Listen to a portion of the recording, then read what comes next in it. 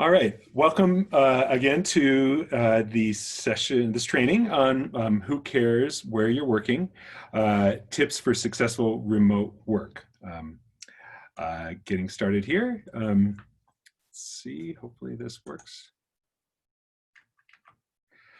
This is a training, and just to introduce myself, I'm not sure if you can see my talking head on the screen just yet, but my name is Cameron Asadi. I'm the Vice President of Digital Marketing with ABD Direct. ABD is a direct response marketing and fundraising firm. We work as an agency with nonprofits, progressive nonprofits, and political campaigns and organizations on marketing and fundraising. And I joined the team from the nonprofit side. So I've worked both at nonprofits and on different campaigns, as well as an independent consultant. So I wanted to lead this session. I proposed this session actually last year before the pandemic, because I've worked for many years as an independent, as a remote worker, and I manage a team currently that's all remote. So ABD has headquarters in Milwaukee. We have a main consulting office in DC. I'm in Denver, so my background is in Denver. I was on the local host committee here, and I was hoping to welcome you all to our sunny, hot city here, but instead of welcoming you virtually, and hopefully Netherlands is going well for you.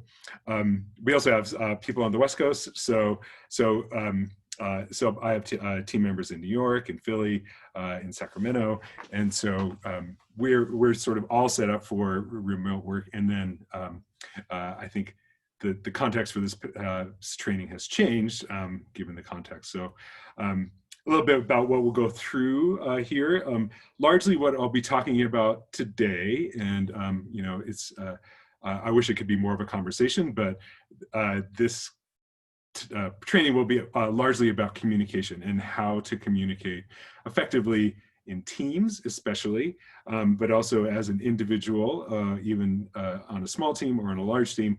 It's all about communication and maintaining healthy communication and healthy boundaries in it. So we'll take a moment to talk about sort of the nature of work these days, given the current circumstances, and what that looks like in the future. I mean, who knows, but we do know that remote work will continue to be a large part of the future workforce.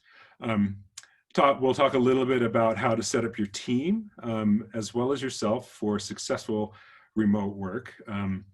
And along with some tools, there's a lot of tools out there, so give some tips on how to implement those and use them effectively to maintain effective communication.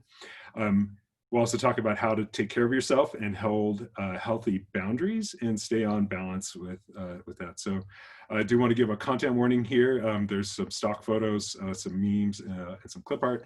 So if that's offensive for anyone, please leave now.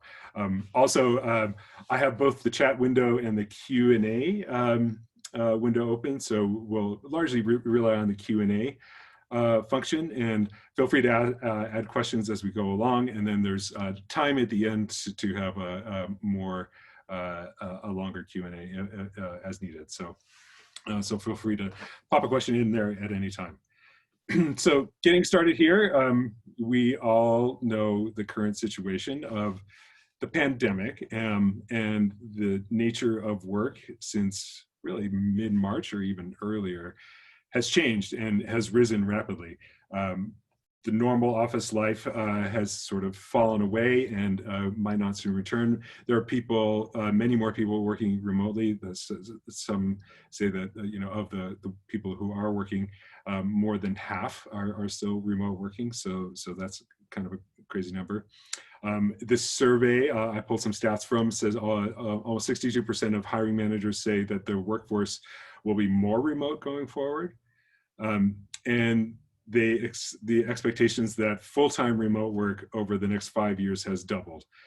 So from 30% to 65%. And I find that to be a staggering number, really sort of a monumental change in the nature of how we work.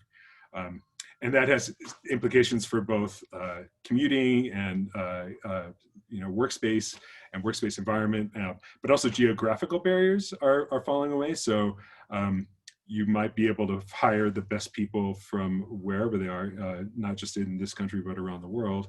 And where their geography is depends less and less, is less of a factor. And also we'll probably be flying and traveling a lot less. So that's something to be aware of.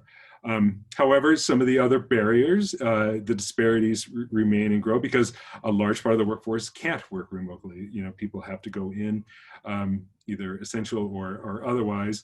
And those disparities between sort of the people who can work online and the people who can't are growing. So what's not in these statistics is those people who don't have the luxury, and it is both a luxury and a challenge to work remotely. And so that's who knows what that's going to look like, but I just want to acknowledge that. There's also challenges. I'm not a parent, but a lot of people have to do remote work while managing a young child, and there are challenges with that, and makes some things impossible. So below all of this sort of remote work stuff and remote conferences like this, there's a lot of challenges that we'll face. So I wanted to start off talking about teams, and what holds teams together is meetings. So per the previous slide, we're going to be doing this for a while. So we have to get good at it, and holding good meetings, especially when people are, tuning in and sort of on their screen all day. We have to get good at it. So whether you're a team of 2 or a team of 200, establishing good meeting practices is ever more important. And so establishing those norms on how your team will stay connected in these meetings is really, really important. And sort of build that into the culture of your remote work is really important. Having those roles and responsibilities, and check in frequently on how you're meeting and how work is happening. A lot of times when there are remote workers, can't necessarily walk over and see what a person is doing, and you might not be able to necessarily, you might not want to Slack them or whatever. So there's a possibility of having duplicated effort, and so having that clear communication on what's a priority is a really good way to reduce that duplicated effort. We can't enough have opportunities to really connect with each other in this isolated remote working environment. Have check-ins, celebrate wins, celebrate even the small wins. It's really important. You can't high five each other, but you can certainly give a virtual high five. There's still this community that we're missing. We want to have sort of the virtual coffee break and have fun. We have sort of some goofy meetings with our team. We'll have someone host Family Feud, where 2 sides of the team will have sort of trivia, and usually it's about progressive politics or fundraising or acronyms or that kind of thing, or trivia or bingo. So it can be goofy, but it does create that sense of sort of belonging and culture. So that's that is something that you should also bake in. The challenge also of remote working is that you don't necessarily have this proactive communication always happening naturally. So it's good to over communicate, and especially when there's updates or things that are going on that might not directly affect you or your colleagues. It's good to proactively share those. And without being in person, there's this lack of emotional context. You don't get body language. You don't really get to see how people are doing. So it's really good to ask and take some time to create that space. And so many people are ask how you doing today, and it's like, oh well, the world is crazy and there's a lot of really horrible stuff happening. But below that, how are people really doing? And it's good to take the time to do that. And it's hard to do through the screen, but it's worth the effort. So again, have an agenda beforehand. to run a good meeting, and share that, so everyone gets sort of on the same page. Have someone lead the meeting, so everyone gets to contribute. That is also very important, and keep things moving so there's not they're efficient. And at the end, record meeting notes and share those, especially when people can't be there. An important thing I want to note here is that there's this sort of long-standing culture of meetings where largely women or junior staff or people who might not be as assertive can be talked over, and this is amplified in the online environment. So it's very important to both not talk over people. If you're a boss like I am, I'm very cautious about this because I know I've been guilty of it, of talking over others and sort of asserting myself by talking too much. I wish I could hear you guys, but that is really important, and make sure that everybody has a chance to speak and get to go around. I like to have a go around either at the beginning or at the end of my meetings, so everybody has a chance to contribute. And there at the bottom there is a link to a New York Times article that really dives into this a bit more. But again, it's just sort of amplifies some of the problems with meetings we have these days. And we'll talk about this more in a second, but we don't need to have more meetings. I found that as my larger team has gone more remote, I've ended up in more meetings, and a lot of times we'll sit and ask ourselves, this could have been an email or a Slack conversation. So consider that before you bring everybody together.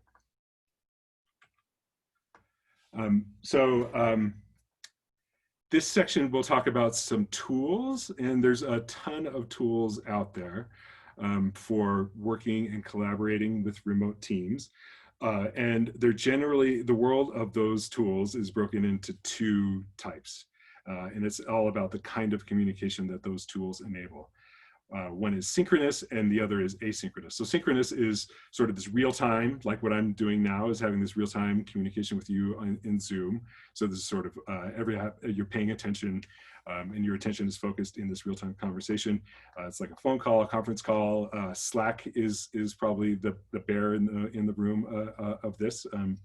But text messages and other things sort of require this instant communication. So that's sort of one category. And asynchronous is basically everything else that doesn't have to happen in real time. So email is probably the winner in this category of usage, but project management tools like Asana or Basecamp are another example. Commenting on Google Docs or annotating PDFs or in OneDrive. This is another way to communicate asynchronously. So it's a different sort of speed.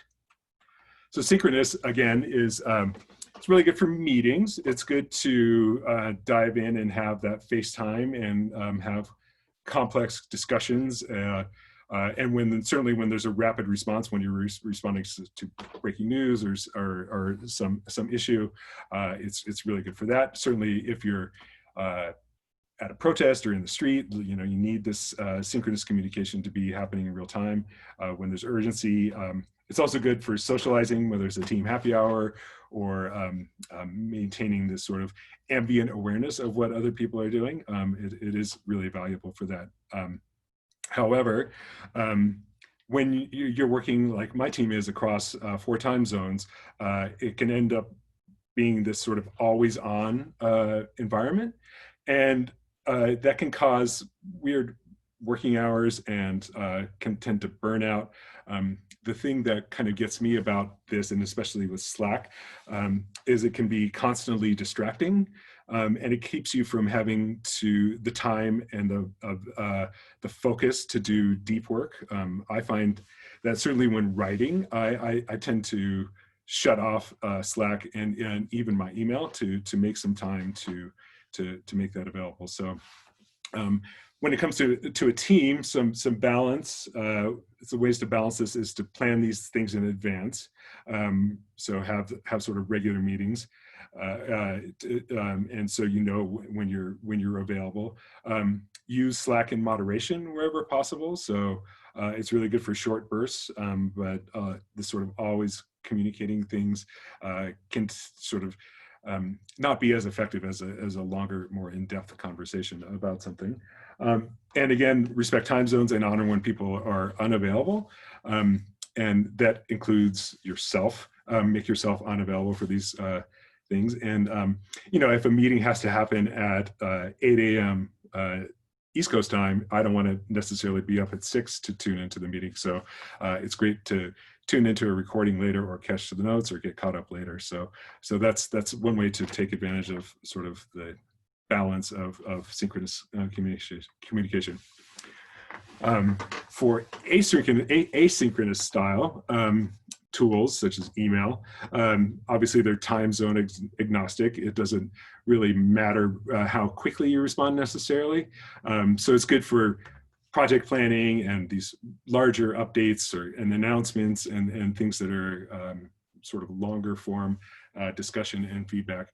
And it can be very valuable, obviously, that way, though it is slower, and you need to take more time to communicate those details to avoid back and forth. So whether you're working with an agency partner like us or you know, someone who's in a coalition, you can take the time and you know, you need to communicate more detail so there isn't this back and forth and things that are lost in the details. And there's transparency. You know, you're not always communicating all of the details that you might get from a Slack chat or something. So there can be, you can feel even more isolated. If you were just only on email, you're not really getting the whole picture of what's going on. So again, you use more detail in communicating with these tools. Set due dates and response time expectations. I use a lot of screenshots when trying to describe something, like if we're working on an email or a campaign page. I like to take a screenshot and just sort of point to it rather than trying to type out the details of what I'm trying to get out there, and kind of sort of reduce this ambiguity and the time it takes for someone to figure out what I'm talking about. So that is helpful, certainly, in this longer form communication. But whether you're a team of 2 or a team of 1 even, and working with you know, colleagues either across town or across the country or around the world, you got to find the right ratio for these 2 types. As an agency, I work with a bunch of different organizations, and they all have their sort of unique work capacities or preferences. And so both within those organizations, both on my team and on their teams, people have their own work styles. And so you have to honor and respect that, but it helps to get consensus before you get into this, so you understand how you are going to be communicating and using these tools to stay connected and keep projects moving. Again, with remote work, it's really easy to lose transparency and have information silos built up where you don't see what's going on. So I always try to err on more information and more transparency and oversharing. And that kind of accounts for both sides, synchronous and asynchronous tools. But in general, in my career, and there's research pointing this too, that using this predominantly asynchronous communication, such as email and these longer form documents, along with opportunities for synchronous connection can be an ideal state. It allows people to really have the focus time and do quality work and not be constantly feeling frantic and distracted. You know, I know that the company Slack only uses Slack, and I find that hard to imagine as a way of just communicating that way all the time. But I suppose it is possible, and that might be the way things are going. And I expect some of the organizations that you are representing here today rely on synchronous connection mostly. And it's good to step back and sort of think about that time and your focus time and the quality of work that you're doing. So just want to pause there and see if there's any questions about sort of the state of remote work or any of the tools. I didn't want to dive into each individual tool too much, and I didn't want to harp on Slack too much, but if there's any questions, you can feel free to submit one, or we'll have a chance to chat at the end. Looks like we're good. So next up is how to set yourself up for success. And I found this clip to be very informative about what a successful online communication can look like. Let's see if this works. And now, this. And now, TV hosts want to know, what's that behind you? What is that behind you, Kenny? So this is my collage wall that I started because I was a little bored. Hey, wait, is there a cat peeking out behind you? I'm a crazy cat lady. Thank you for announcing that on TV, Mark. What is that behind you? One of my kids, my son Alden, set that up, and I just didn't have it in me right now to move it. What is that behind you? I'm trying to figure out what that is. Oh, I'm a quotation for in the plumbing industry for condos and commercial buildings. Interesting. Okay, we got to the bottom of that. Hey, Richard, what is that behind you, the steering wheel? Is that a clock or what? I'm trying to figure out what that is. It's a clock. It's a steering wheel. You know, it's from my old, you know I love cars, right? So once I saw it, I said, oh, that thing is mine. So I had to get it. Pure One Imports. It was half price on New Year's Day. Just be careful. Don't want your kids or Ginger to fall. You got 2 Hot Wheels on that platform behind you. What do we call what's behind you right now? Who is that behind you? We interrupt a pool game behind you there? Thank you so much for joining us. By the way, did you get a flower delivery over the weekend? There's a lot of flowers behind you. But I kind of like the idea of seeing where people live. You know what I mean? It just made it different. I don't. People are all in your bed. Oh, what's that behind you? What's going on? And as I've said before, I didn't ask you guys to come into my home. Well, this is an extenuating circumstance, and I'm trying to just do my job. Hey, do you have any pictures of me in your bookcase there? Oh, you've been looking at my bookcase, huh? Yeah, who's in the 4 shot there? Moving on.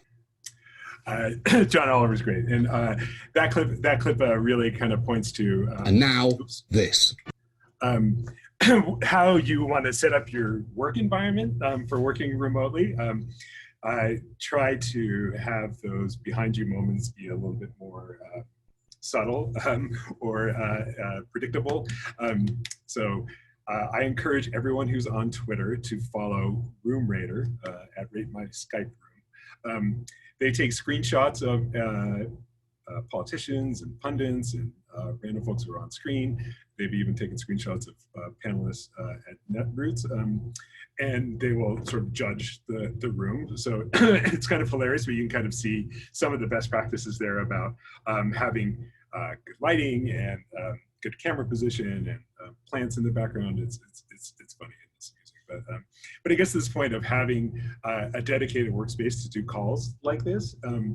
And ideally, I can say not your bedroom if possible, and don't be working on your bed.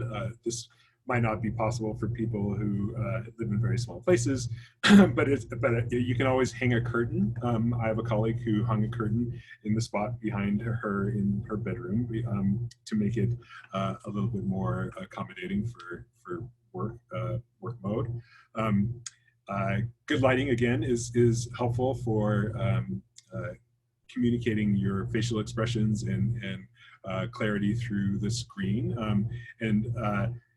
I'm using a virtual background now. Again, I don't know if you can see it, but I'll show you at the end. You can have a virtual background that can sort of hide the background you're in. Like I promised you, mine is clean and organized. However, it does take a fast computer to run virtual background on a lot of systems, so it doesn't always work on all computers. But in general, also having a clean and organized and soothing workspace can be good for your work environment and your mental acuity when it comes to working and lessening distractions. There's a couple pictures here of bad ergonomics. I've certainly been guilty of this, and my neck, my chiropractor can attest that we spend so much time hunching over keyboards and screens and phones that it's really important to set up a good and ergonomic place for you to sit and work. So having a good chair so you're sitting upright. There are very inexpensive ways to make standing desks so you're actually not sitting, because sitting all day can be very unhealthy. So you can inexpensively make a stand-up desk. Keeping your monitor at eye level and your arms sort of at a level structure can really help, especially when remote workers are sitting in the same spot all day. External keyboards, monitors, and mice, getting off of the trackpad can be really helpful. I like having an extra monitor because you can sort of have two things going, or two documents that you're working between.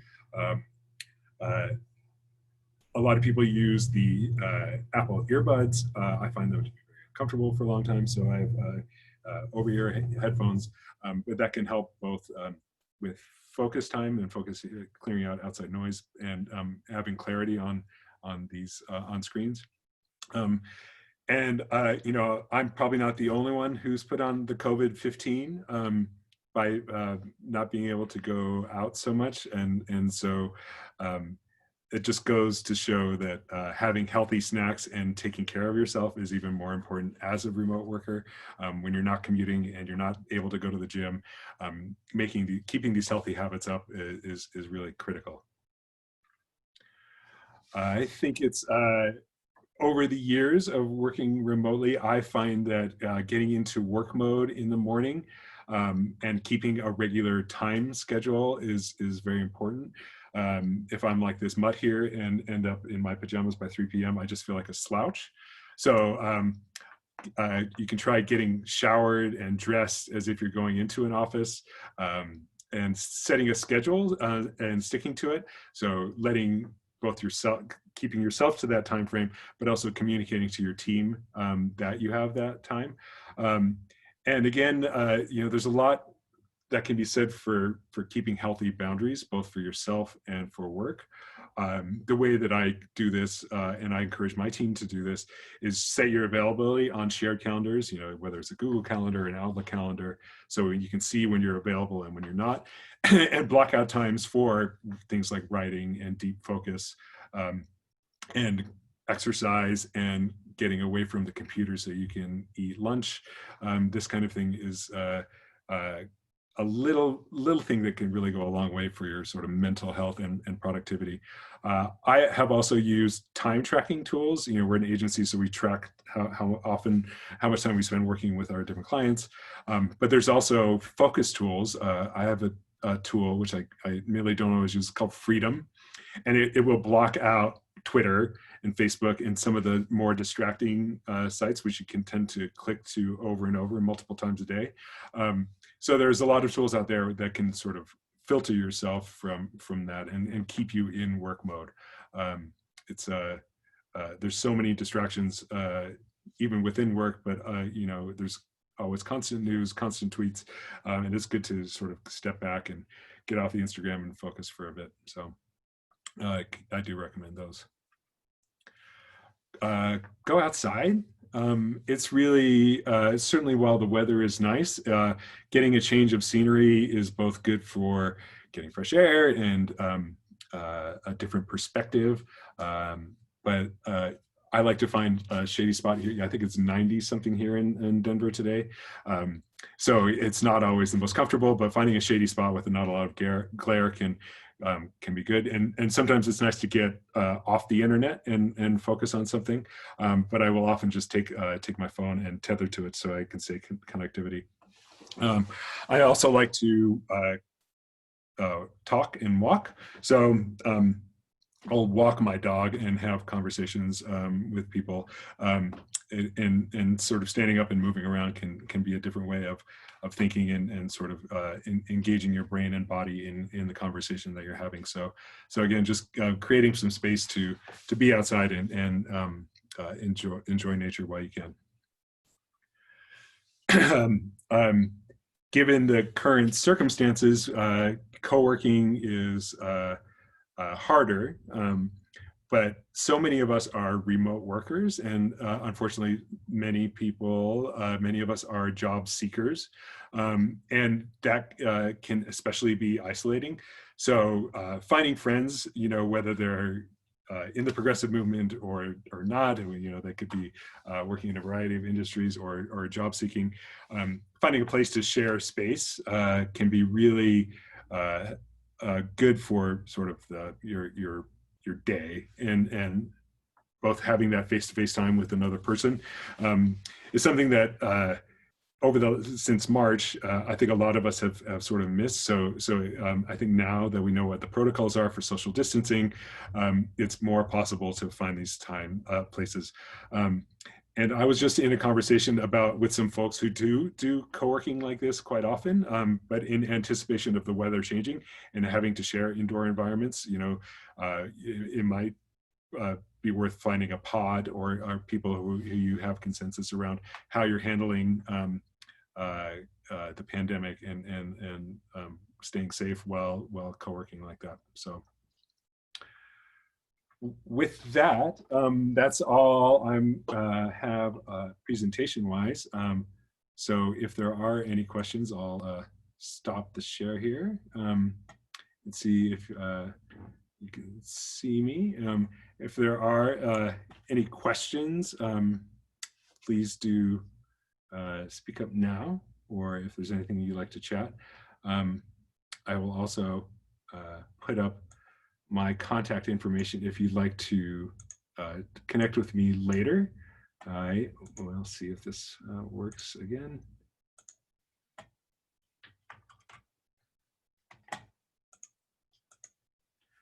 I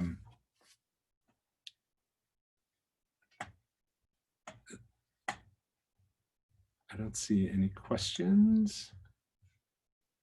So please do feel free to reach out. I do see one question. Do you have any recommendations for facilitating effective meetings virtually? The best tip I have is having an agenda and sharing that agenda in advance, so people are knowing what to expect, and designating one person to sort of keep things moving and take everyone through that agenda. It's sort of a basic for in-person meetings, but also for virtual meetings, it can be even more important. There's a lot of challenge with sort of these online tools of people not being able to talk over each other. So taking a moment to pause and there might be an uncomfortable silence, but it can actually be a very valuable silence to giving someone the time to speak. And as I mentioned, not everyone is so engaged and wants to be talking on the phone. So going around and asking people about how they're doing, or how the project's doing, or how they're engaging with it. Sometimes you have to draw that out, and it's really good to take the time to do that. So everyone is participating, and keeping good notes is also valuable. We always use Google Docs for our meetings. So, you have the agenda at the top and then a notes section at the bottom, and everybody who's participating can add notes and follow-up items at the bottom. So those become the follow-up and action items that when people can go off, you can then regroup on those next time you talk. But again, it's really just trying to overcome this sort of lack of body language and lack of sort of interest. And there is a documented sort of fatigue that happens from being online and staring at the screen all day and being on video calls all day. It happens to the best of us, and it's not easy to overcome. So really asking questions and listening and making the space to listen is something that can't be overstated enough. So there can also be sort of a back channel too, if you're sort of having a meeting, and you can also Slack. That can be distracting, but trying to maintain focus and not multitasking. Sometimes I will ask people to not multitask in a meeting and pay full attention. whether that happens or not, maintaining that attention is tricky. So again, trying to draw out and engage people that you're meeting with is really helpful.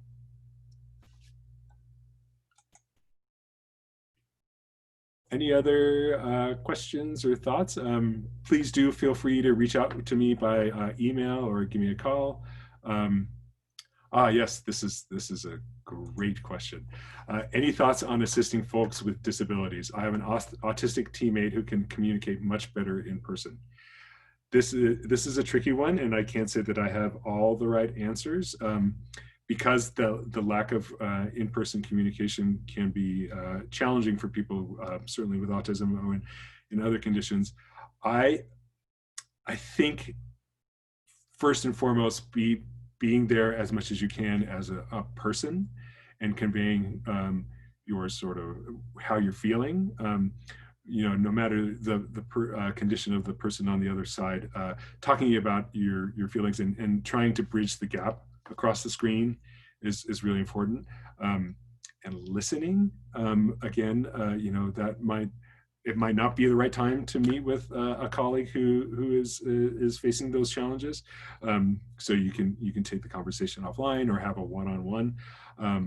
But again, that empathy and really understanding how that person is dealing or not able to deal with the online environment. And certainly in the isolation, I think there's a lot of, people with disabilities are having challenges, but even people without disabilities are having mental health challenges in dealing with these communication tools. So there's only so much that we can do through the screen, and unfortunately, it really is part of that gap that affects people who aren't able to keep up, and it's really unfortunate, and we don't see the light of the soon. So I'm sorry I don't have a better answer than that, but I hope that's helpful.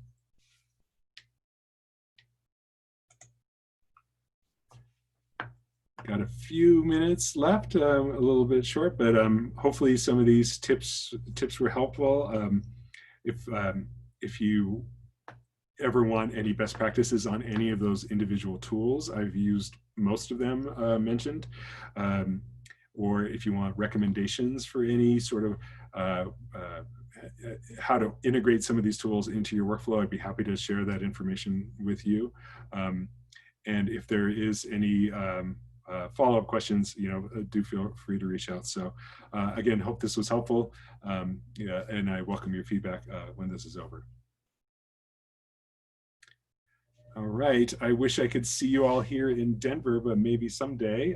That's a picture of Colorado in the background. Hope you can make it out here someday, or that we can all see each other in person, whether we're remote working or not. Thank you very much.